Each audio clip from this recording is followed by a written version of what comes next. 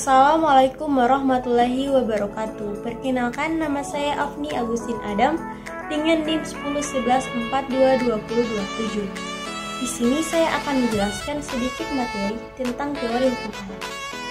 Jadi, hukum alam merupakan salah satu aliran atau mazhab dalam filsafat hukum. Secara historis, hukum alam telah muncul sejak zaman Yunani kuno. Ia dapat dikatakan sebagai aliran filsafat hukum yang paling tua di antara aliran-aliran lainnya. Menurut Sujono Kusumo Sisworo, hukum alam pernah mengalami serangan yang luar biasa dari aliran hukum positif, mazhab sejarah dan aliran-aliran sosiologis sehingga tidak saja terpukul mundur, melainkan sudah dianggap mati. Namun, ia mengalami kebangkitan kembali, bahkan menurut Sajipto Raharjo, hukum alam sesungguhnya tidak pernah mati. Lebih dari sekedar hidup dan bangkit, ia juga mampu memberi sumbangan bagi perkembangan hukum hingga saat ini.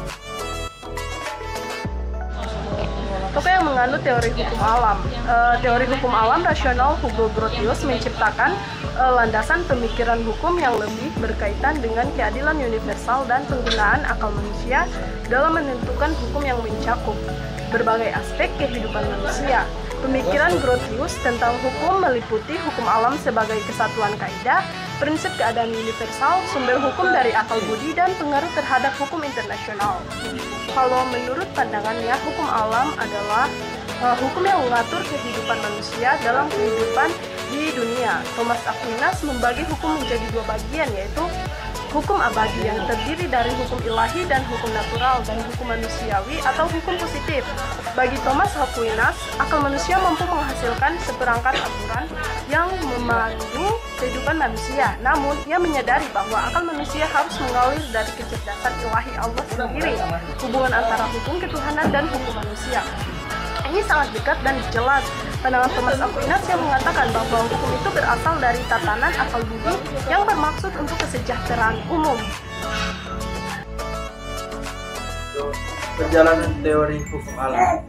Perjalanan periode masa atau hukum alam melibatkan berbagai periode dalam sejarah yang mengalami perubahan dan perkembangan hukum. Berikut adalah beberapa periode yang dapat diperjelas. Baik, yang pertama, masa Yunani. Hukum di masa Yunani berkembang menjadi dasar dalam kehidupan manusia. Pada masa ini, hukum berkembang sesuai dengan perkembangan dan perubahan yang terjadi di masa. Yang kedua adalah Renaissance atau zaman baru. Renaissance ini melihat manusia menemukan kembali kepribadiannya dan mengalami perubahan dalam hukum. Yang ketiga, periode kebangkitan syariah. Terbentuknya mazhab fikih oleh ahli al-Rai dan ahli al-Hadis menjadi periode penting dalam sejarah hukum Islam. Yang selanjutnya, periode Nabi, periode sahabat, periode tabi'in. Periodisasi ini mencakupi periode Nabi Muhammad SAW, periode sahabat, periode Nabi, periode tabi'in, periode kodifikasi, periode jumud dan ta'li, periode saat ini. Baik, yang terakhir yaitu periode penetapan hukum dan periode interpretasi hukum.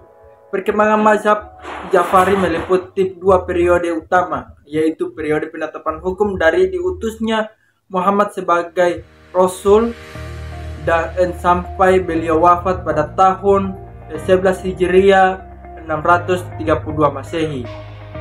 Dan periode interpretasi hukum dari tahun 11 Hijriah 632 Masehi sampai sekarang dalam konteks perjalanan periode mazhab hukum alam. Perlu diperhatikan bahwa hukum tidak terlepas dari perkembangan masyarakat dan berada dalam bentuk yang sesuai dengan perkembangan dan perubahan yang terjadi di masyarakat. Oleh karena itu, sejarah hukum menjadi penting untuk memahami perubahan, perkembangan hukum dan sejarah. Masa berakhirnya teori hukum alam. Teori hukum alam telah berkembang sejak ribuan tahun yang lalu, terutama di Yunani kuno. Namun, tidak ada konteks yang jelas mengenai masa berakhirnya teori hukum alam. Beberapa sumber menyebutkan bahwa teori hukum alam masih relevan dan konteks hukum internasional dan filosofi hukum modern. Meskipun demikian, perkembangan pemikiran hukum modern telah membawa pergeseran dalam pendekatan terhadap hukum. Sehingga, teori hukum alam tidak lagi menjadi satu-satunya landasan filosofi dalam memahami hukum. Oleh karena itu, sementara teori hukum alam tetap menjadi topik penting dalam sejarah pemikiran hukum, pengaruhnya dalam konteks hukum modern mungkin telah berubah seiring dengan perkembangan pemikiran hukum yang lebih baru.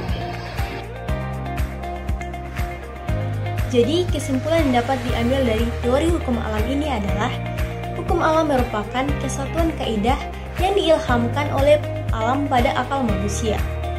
Teori hukum alam ini seringkali digunakan sebagai landasan moral dan filosofis dalam mengkaji isu tertentu. Teori hukum alam ini menganggap bahwa hukum internasional merupakan bagian dari hukum yang lebih tinggi, yaitu hukum alam yang diterapkan pada kehidupan masyarakat bangsa-bangsa. Selain itu, teori hukum alam juga mengajarkan bahwa sumber utama hukum adalah akal budi. Meskipun teori hukum alam tidak lagi menjadi satu-satunya landasan filosofis dalam memahami hukum, pengaruhnya dalam konteks hukum modern masih relevan dalam konteks hukum internasional dan filosofis hukum modern.